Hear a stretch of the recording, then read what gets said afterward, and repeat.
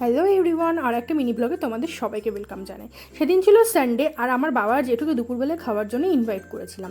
সকাল থেকে আমার তো ছুটি ছিল না, ডিউটি চলছিল, তাই রান্নাবান্নার সমস্ত দায়িত্ব আমার বর নিয়েছিল। বাজার থেকে এসে ও দেখো অলরেডি মাটন ধোয়া চালু করে দিয়েছে। মাঝখানে কাজের চাপটা একটু কম থাকায় বরকে হেল্প করার জন্য আমি এই সবজিপাতিগুলো ওকে একটু কেটে দিয়েছিলাম। আর দুজন মিলে সকাল থেকে তেমন কিছু ব্রেকফাস্ট করা হয়নি, তাই ছাতুর শরবতগুলো দুজনেই খেয়ে নিলাম। তো আমি আমার মতন ডিউটি করছিলাম, কিন্তু এত সুন্দর মাটনের সেন্ট বেরিয়ে গেছিলো যে আর থাকতে না পেরে দৌড়ে চলে এলাম রান্নাঘরে। এই দেখো একদম মাটন কষানো হচ্ছে, আর আমি অমনি বাটি হাতে নিয়ে দাঁড়িয়ে গেছি, ঠিক যেমনটা বিয়ের আগে মায়ের কাছে গিয়ে চাইতাম, এবার বিয়ের পরে কিন্তু বরের কাছে গিয়ে চাই। বড় কিন্তু আমাকে মায়ের মতনই 2 পিস মাংস দিয়ে তাড়াতাড়ি ওখান থেকে ভাগিয়ে দিল। যাই হোক, জোকসা পার্ট। তারপরে স্নান করে সবাই মিলে খাওয়া দাওয়া করতে বসে গেলাম। এই দেখো শো স্টপার মাটন। তখন খেতে বসে মানে আমি তো জাস্ট অবাক হয়ে গেছি, আমার বর এত দারুণ রান্না করেছিল, একদম তুলতুলে সফট হয়েছিল মাটনটা। তো যাই হোক, বরের হাতের রান্না খেয়ে সেদিন দুপুরের লাঞ্চটা জাস্ট জমে ক্ষীর হয়ে